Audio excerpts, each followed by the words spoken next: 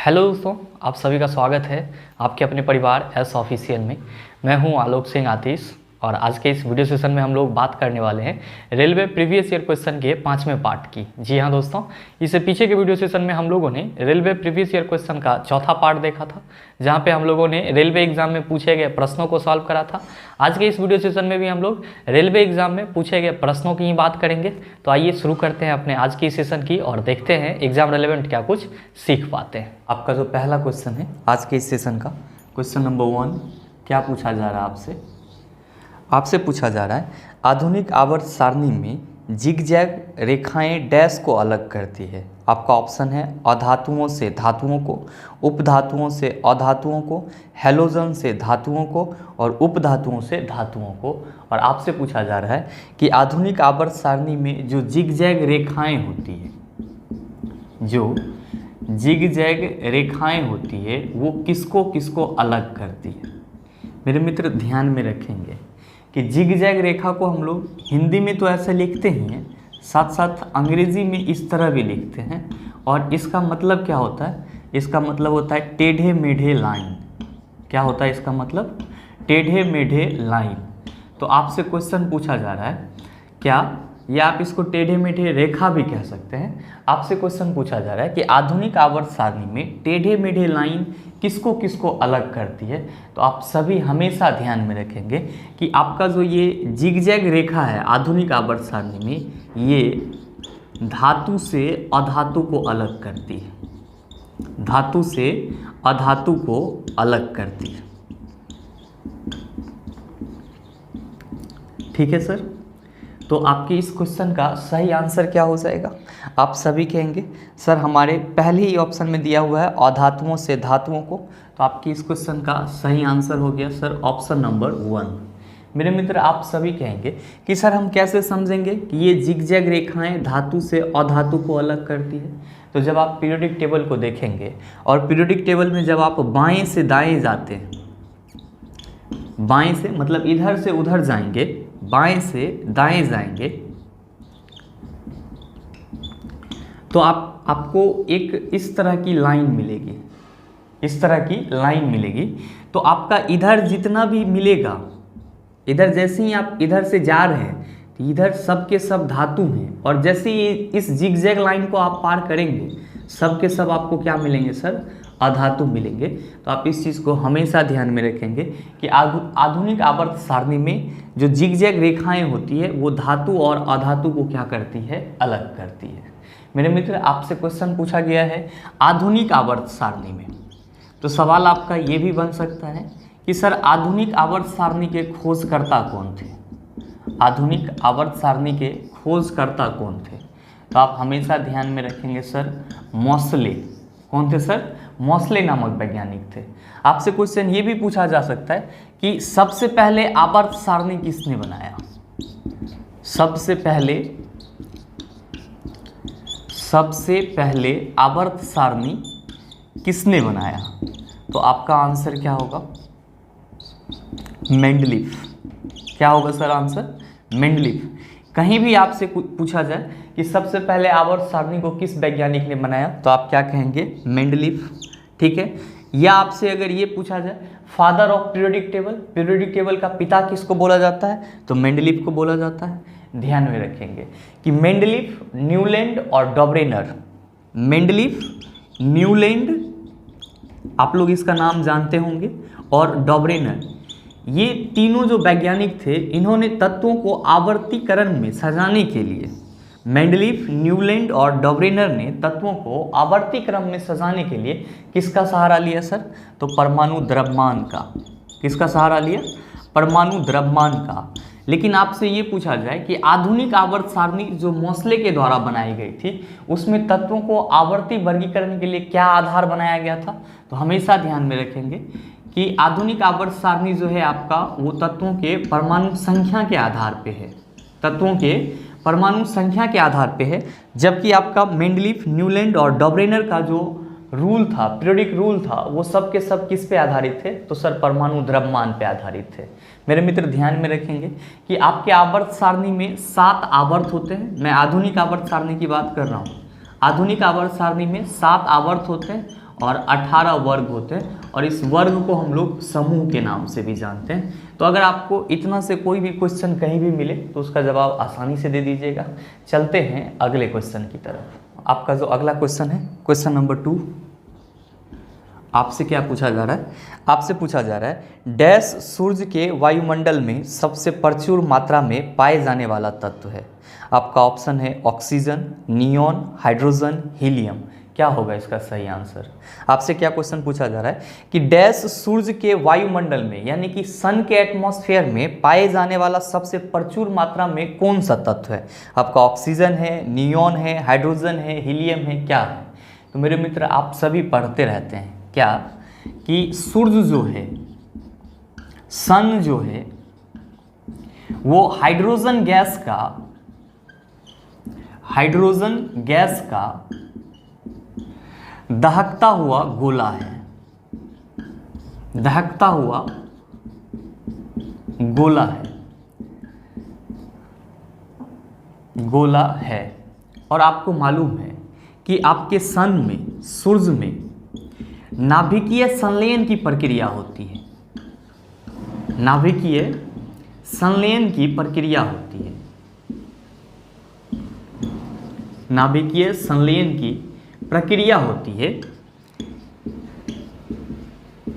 जिसमें क्या होता है, आपका दो हाइड्रोजन एक साथ जुड़ते हैं और क्या बनाते हैं? हीलियम बनाते हैं। तो इस दोनों हाइड्रोजन के जुटने के क्रम में लार्ज अमाउंट में आपको ऊर्जा निकलती है और उसी ऊर्जा को आप क्या कहते हो? तो सर सौर ऊर्जा कहते हो। और हम लोग कहते हैं कि सूर्य में ऊर्जा का स्रोत क्या है सर? तो नाभिकीय संलयन है। ऐसा आप लोग पीछे के किसी सेट में देखे थे कि सूर्य में ऊर्जा का मेन स्रोत क्या है? तो आप सभी कहते हैं सर नाभिकीय संलयन है। तो नाभिकीय संलयन का मतलब होता है दो नाभिक का आपस में जुटना। तो सूर्य में किस दो नाभिक आपस में जुटते हैं? तो हाइड्रोजन के जो दो नाभिक होते हैं वो आपस में जुटते हैं और क्या बनाते हैं? हीलियम बनाते हैं। तो इसी के नाभिकीय संलयन के दौरान ऊर्जा मुक्त होती है। हम लोग उसको क्या कहते हैं? सौर ऊर्जा कहते हैं। ये बात आप पहले से जानते हैं। मतलब ये हुआ कि आपके सूर्य के वायुमंडल में सबसे ज़्यादा या प्रचुर मात्रा में कौन सा तत्व अवेलेबल है? तो आप सभी कहेंगे सर हाइड्रोजन। ध्यान दीजिएगा, मैंने यहाँ पे हाइड्रोजन गैस लिखा है। हाइड्रोजन गैसियस फॉर्म में है इसलिए मैंने हाइड्रोजन गैस लिखा है, लेकिन हाइड्रोजन तो आपका एक तत्व भी है। तो आपके इस क्वेश्चन का सही आंसर क्या होगा? आपसे जो पूछा जा रहा है डैश सूर्य के वायुमंडल में सबसे प्रचुर मात्रा में पाए जाने वाला तत्व है। आप सभी कहेंगे कि सर आपने लिखा है कि सूर्य हाइड्रोजन गैस का दहकता हुआ गोला है, इसका मतलब ये हुआ कि सूर्य में सबसे प्रचुर मात्रा में कौन सा तत्व पाया जाएगा? हाइड्रोजन पाया जाएगा। तो आपके इस क्वेश्चन का सही आंसर ऑप्शन नंबर 3 हो जाएगा। मेरे मित्र ध्यान में रखेंगे कि यहाँ से एक और क्वेश्चन बन पड़ता है जो मैंने आपको बताया कि सूर्य से जो ऊर्जा निकलती है यानी कि जो आपको सोलर एनर्जी मिलती है, ये किस प्रक्रिया के अंतर्गत मिलती है? तो सर नाभिकीय संलयन के अंतर्गत आपको मिलती है। नाभिकीय संलयन में क्या होता है? तो हाइड्रोजन के दो नाभिक आपस में क्या होते हैं? जुटते हैं और इसी जुटने के क्रम में जो ऊर्जा निकलती है उसी को हम लोग क्या कहते हैं सर? सौर ऊर्जा कहते हैं, सोलर एनर्जी कहते हैं। मेरे मित्र ध्यान में रखेंगे कि हाइड्रोजन आपका हल्का तत्व भी माना जाता है। इस चीज को भी आप अपने माइंड में सेट करके रखेंगे। अगर आपसे पूछा जाए कि सबसे हल्का तत्व कौन सा है तो आप कहेंगे हाइड्रोजन। ध्यान दीजिएगा, अगर आपसे ये पूछा जाए कि सबसे भारी तत्व कौन सा है, सबसे भारी तत्व कौन सा है, तो आप क्या कहेंगे गुरुजी? ऑस्मियम। क्या कहेंगे? ऑस्मियम। कभी कभी आपका ये दो क्वेश्चन भी आपके एग्जाम में आपको मिल जाता है। आपके ऑप्शन में नियॉन है और हीलियम है चौथे ऑप्शन में। तो आप सबों को पता है कि हीलियम और नियॉन क्या है सर? अक्रिय गैस हैं, इनर्ट गैस हैं। और ऑक्सीजन को तो आप सभी जान रहे हैं और ध्यान में रखेंगे, ऑक्सीजन को हम लोग प्राण वायु भी कहते हैं। तो इस चीज़ को भी आप ध्यान में रखेंगे। उम्मीद करते हैं आप समझ पाए होंगे। चलते हैं अगले क्वेश्चन की तरफ। आपका जो अगला क्वेश्चन है, क्वेश्चन नंबर 3, आपसे क्या पूछा जा रहा है? बड़ा ही आसान सा सवाल आपसे पूछा जा रहा है कि द्रव्यमान गुने त्वरण इक्वल टू क्या होगा? जी हाँ, आपका क्वेश्चन है द्रव्यमान अगुना त्वरण। बताइए क्या होगा? आप सभी कहेंगे सर बल होगा। क्यों? क्योंकि आप लोग पढ़ते हैं ना F इक्वल टू क्या होता है? ma होता है। ध्यान में रखिएगा कि बल के लिए जो ये आपको व्यंजक मिल रहा है, इक्वेशन मिल रहा है, ये आपको कहाँ से मिला है? तो सर न्यूटन के सेकेंड लॉ से मिला है। न्यूटन के सेकेंड लॉ से मिला है। तो आप इस चीज़ को ध्यान में रखिएगा। आपकी इस क्वेश्चन का सही आंसर क्या हो जाएगा? आप सभी कहेंगे sir option number 1 is the right answer of this question. मेरे मित्र आप कहेंगे सर हमारे ऑप्शन में वेग है। आप सभी जान रहे होंगे विस्थापन में परिवर्तन की दर को क्या कहते हैं हम लोग? वेग कहते हैं। दूसरा है आपका दाब, तो प्रति एकांक एरिया पर लगने वाला बल क्या कहलाता है? आपका दाब कहलाता है। और अगर कोई बल आपका ऊपर की ओर लगता है, लंबवत लगता है किसी सतह के, तो हम लोग उसको उत्क्षेप बल के रूप में जानते हैं। उम्मीद करते हैं आप समझ पाए होंगे। चलते हैं अगले क्वेश्चन की तरफ। आपका जो अगला क्वेश्चन है, क्वेश्चन नंबर 4, आपसे क्या पूछा जा रहा है? आपसे पूछा जा रहा है कि माँ के शरीर के अंदर बच्चे के विकास मनुष्य के मामले में लगभग डैश महीने लगते हैं। आपसे क्वेश्चन पूछा जा रहा है कि माँ के शरीर के अंदर बच्चे के विकास मनुष्य के मामले में लगभग डैश महीने लगते हैं। आपका ऑप्शन है 9, 7, 10, 8। आप सभी जान रहे होंगे कि माँ के गर्भ में एक बच्चे के विकास होने में, संपूर्ण विकास होने में टोटल कितने महीने का समय लगता है? तो 9 महीने का समय लगता है। बहुत ही इजी सा क्वेश्चन था, ध्यान रखिएगा। अगर यही चीज आपसे वीक में पूछा जाता, कितना सप्ताह लगता है, तो आप कहते 38 वीक लगता है। कितना सर? 38 वीक। तो आपकी इस क्वेश्चन का सही आंसर क्या हो जाएगा? आप सभी कहेंगे sir option number 1 is the right answer of this question. उम्मीद करते हैं आप समझ पाए होंगे। आपसे महीना में पूछे तो 9 महीना बोलिएगा, अगर वीक में पूछे तो 38 वीक बोलिएगा। चलते हैं अगले क्वेश्चन की तरफ। आपका जो अगला क्वेश्चन है, क्वेश्चन नंबर 5, आपसे क्या पूछा जा रहा है? आपसे पूछा जा रहा है उत्प्रेरक वे पदार्थ हैं जो अभिकारकों को मुक्त करते हैं, अभिक्रियाओं को तीव्र कर देते हैं, अभिक्रियाओं को निष्क्रिय कर देते हैं, अभिक्रियाओं को मंद कर देते हैं। मेरे मित्र आपसे पूछा जा रहा है कि उत्प्रेरक क्या होते हैं? उत्प्रेरक क्या होते हैं? ध्यान रखेंगे कि उत्प्रेरक को हम लोग क्या कहते हैं सर? कैटलिस्ट कहते हैं। और इसका जनरली काम क्या होता है? तो सर ये अभिक्रियाओं की गति, यानी कि जो केमिकल रिएक्शन होती है उसके वेग को बढ़ा देती है। क्या करती है सर? वेग को बढ़ा देती है। तो आप ये कह सकते हैं कि अभिक्रियाओं के गति को बढ़ा देती है। अभिक्रियाओं के गति को क्या करती है? बढ़ा देती है। या कहीं कहीं पे आपको ये चीज़ भी लिखा हुआ मिलता है कि कैटलिस्ट जो है वो केमिकल रिएक्शन को, कैटलिस्ट जो है सर केमिकल रिएक्शन को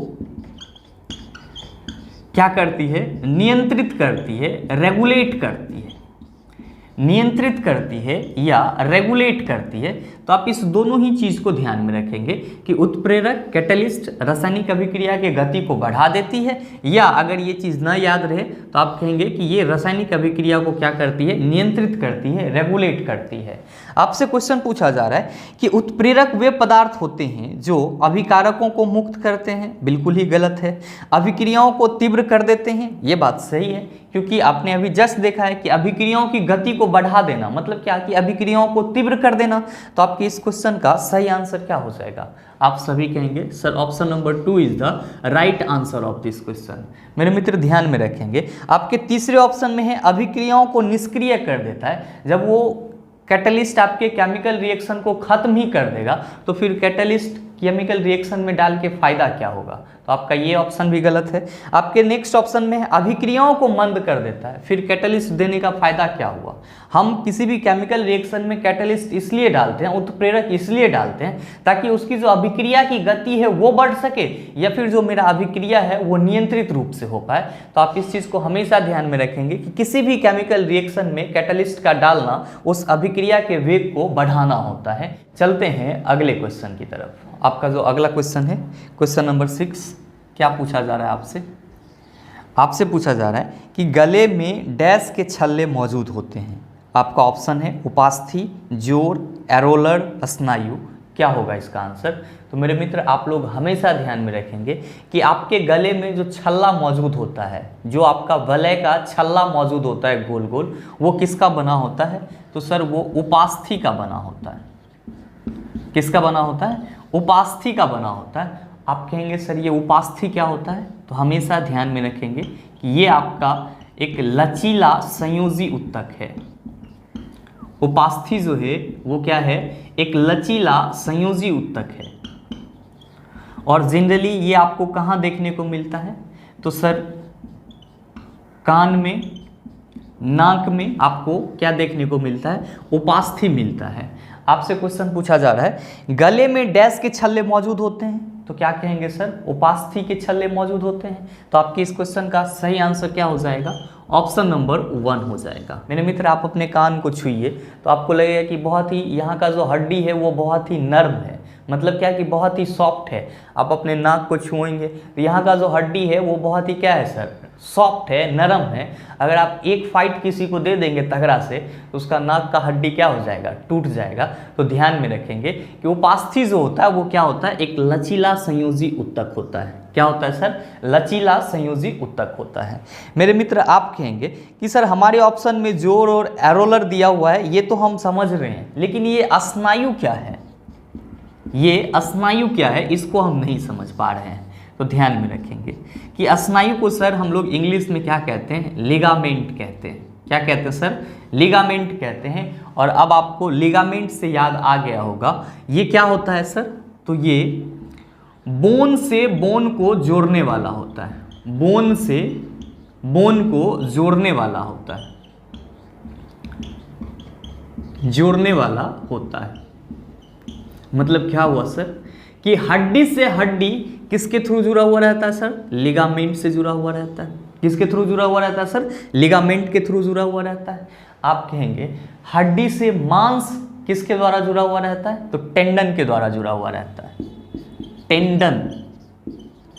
इससे क्या होता है सर, तो हड्डी से मांस जुड़ा हुआ रहता है। आपके एग्जाम में ये भी क्वेश्चन पूछा जाता है, हड्डी से मांसपेशी का जुड़ाव क्या कहलाता है, टेंडन कहलाता है। और हड्डी से हड्डी का जुड़ाव क्या कहलाता है, लिगामेंट कहलाता है। उपास्थि क्या होती है, तो लचीला संयोजी उत्तक होती है। उम्मीद करते हैं आप समझ पाए होंगे। चलते हैं अगले क्वेश्चन की तरफ। आपका जो अगला क्वेश्चन है, क्वेश्चन नंबर 7, आपसे क्या पूछा जा रहा है, आपसे पूछा जा रहा है कि दाब की एसआई इकाई क्या होगी, दाब की एसआई यूनिट क्या होगी। भाई मेरे आप सबों को पता है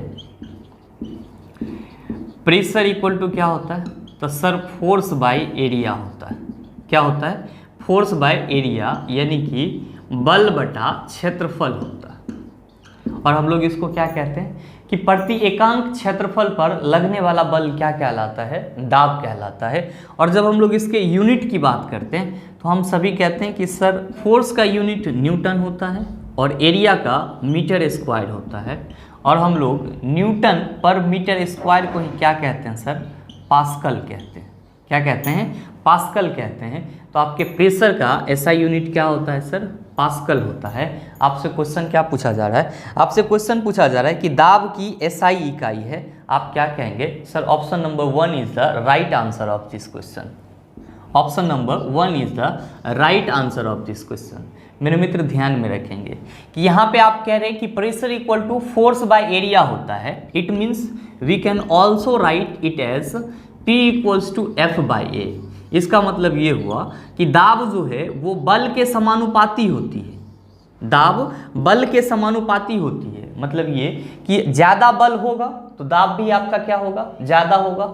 अगर आपका कम बल होगा तो दाब भी आपका क्या होगा, कम होगा। लेकिन ध्यान में रखेंगे कि दाब जो है वो लगने वाले क्षेत्र के क्या होती है सर, व्युत्क्रमानुपाती होती है। जिस पे आप बल लगा रहे हैं उस क्षेत्र के व्युत्क्रमानुपाती होती है। कौन सर, दाब। इसका मतलब ये हुआ सर कि अगर क्षेत्रफल बढ़ेगा, अगर क्षेत्रफल बढ़ेगा तो दाब घटेगा, और अगर क्षेत्रफल घटेगा तो दाब बढ़ेगा। इसका मतलब ये हुआ कि जहां भी आपका क्षेत्रफल क्या होगा सर, ज़्यादा होगा, क्षेत्रफल क्या होगा, ज़्यादा होगा, वहाँ पे दाब क्या हो जाएगा सर, कम हो जाएगा, दाब कम हो जाएगा।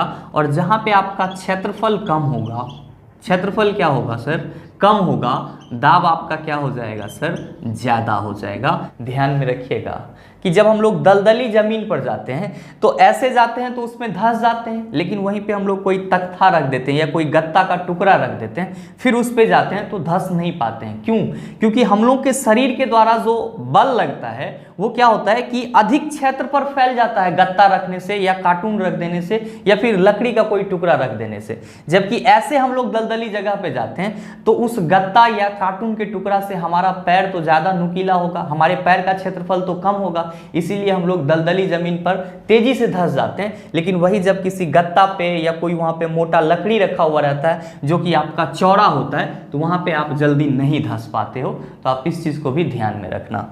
आप कहेंगे सर हमारे ऑप्शन में जूल दिया हुआ है, तो जूल किसका यूनिट होता है? तो भाई मेरे आप सबों को पता है कि जूल जो है वो कार्य और ऊर्जा दोनों का यूनिट होता है। कार्य और ऊर्जा दोनों का यूनिट होता है। आपसे अगर ये पूछ दे कि उष्मा का यूनिट क्या होता है, तो भी आप क्या कहेंगे सर? जूल। क्यों? क्योंकि उष्मा भी एक प्रकार का क्या है? ऊर्जा ही है। मेरे मित्र आप सभी कहेंगे कि सर हमारे ऑप्शन में न्यूटन दिया हुआ है। तो भाई मेरे अभी आपने देखा कि बल का यूनिट क्या होता है? न्यूटन होता है। ध्यान में रखेंगे कि बल का एसआई यूनिट न्यूटन होता है। बल का एसआई यूनिट न्यूटन होता है। लेकिन अगर आपसे बल का सीजीएस यूनिट पूछ दिया जाए तो आपका आंसर क्या होगा? सर डाइन, जो कि आपके ऑप्शन 4 में दिया हुआ है।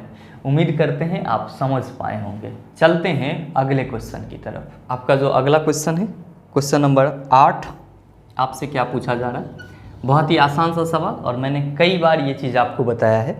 आपसे पूछा जा रहा है कि डैश उत्तक मृत कोशिकाओं के संयोजन से बना होता है। पीछे के किसी सेशन में भी ये क्वेश्चन था। आप सभी कहेंगे सर जो हमारा एस्केलेरेन काइमा होता है, एस्केलेरेन काइमा होता है वो किससे बना होता है? तो सर मृत कोशिका से बना होता है। तो आपसे जो क्वेश्चन पूछा जा रहा है, क्या पूछा जा रहा है कि डैश उत्तक मृत कोशिकाओं के संयोजन से बना है। आप कह रहे हैं एस्केलेरेन काइमा, तो आपके इस क्वेश्चन का सही आंसर क्या हो जाएगा? आप सभी कहेंगे sir option number 3 is the right answer of this question. मेरे मित्र ध्यान में रखेंगे कि आपका एस्केलेरेन काइमा, कॉलेन काइमा, पेरेन काइमा, ये सब क्या है? तो सर प्लांट टिश्यू है, पादप उत्तक है। नो डाउट मैंने प्लांट टिश्यू पे बहुत सारा डिस्कशन किया है। एक बार फिर से रिकॉल कर लीजिए कि जब हम लोग प्लांट टिश्यू की बात करते हैं, पादप उत्तक की बात करते हैं, तो क्या कहते हैं गुरुजी कि प्लांट टिश्यू को हम लोग 2 कैटेगरीज में डिवाइड करते हैं। पहला को हम लोग कहते हैं मेरिस्टेमेटिक टिश्यू। क्या कहते हैं? Meristematic tissue. और दूसरा को हम लोग क्या कहते हैं? Permanent tissue. ध्यान में रखेंगे कि आपका परमानेंट टिश्यू भी 2 पार्ट में बटा हुआ होता है।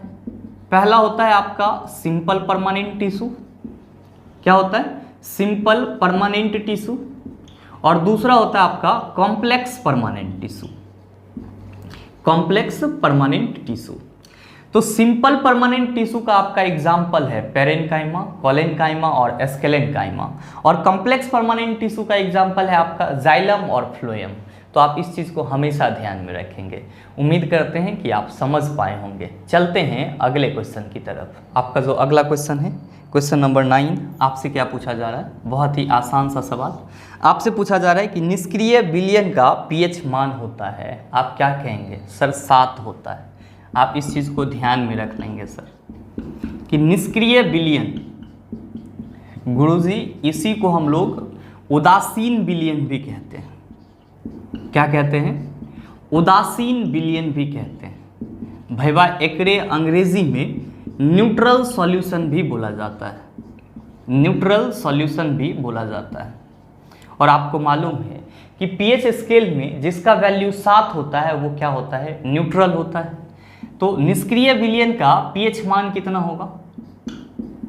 आप कहेंगे 7। हमेशा इस चीज़ को ध्यान में रखेंगे।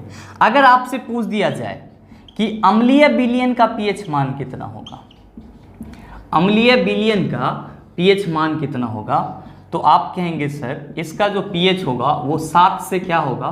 कम होगा। 7 से क्या होगा? कम होगा। 7 से कम 6 भी हो सकता है, 5 भी हो सकता है, 4 भी हो सकता है, 4.3 भी हो सकता है, 3 भी हो सकता है, 2 भी हो सकता है, 1 भी हो सकता है। आपसे अगर पूछ दिया जाए कि भस्मीय विलयन का यानी कि बेसिक सॉल्यूशन का पीएच वैल्यू कितना होगा, तो गुरुजी याद रखेंगे 7 से ज़्यादा। क्या होगा? 7 से ज़्यादा। तो इस तीनों पॉइंट को आप हमेशा ध्यान में रखेंगे कि निष्क्रिय विलयन का पीएच मान 7 होता है, अम्लीय विलयन का पीएच मान 7 से कम होता है, भस्मीय विलयन का पीएच मान 7 से ज़्यादा होता है।